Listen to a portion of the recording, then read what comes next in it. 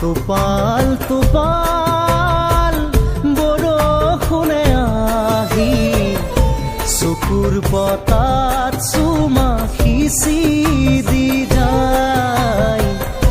মেঘৰ নাচোনে পৃথিৱী কপালে সেউজ হাৰাজি বাতৰি পায়।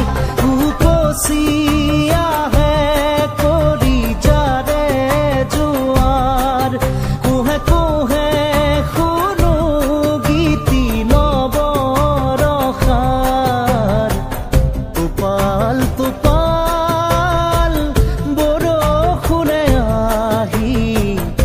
চকুৰ পতা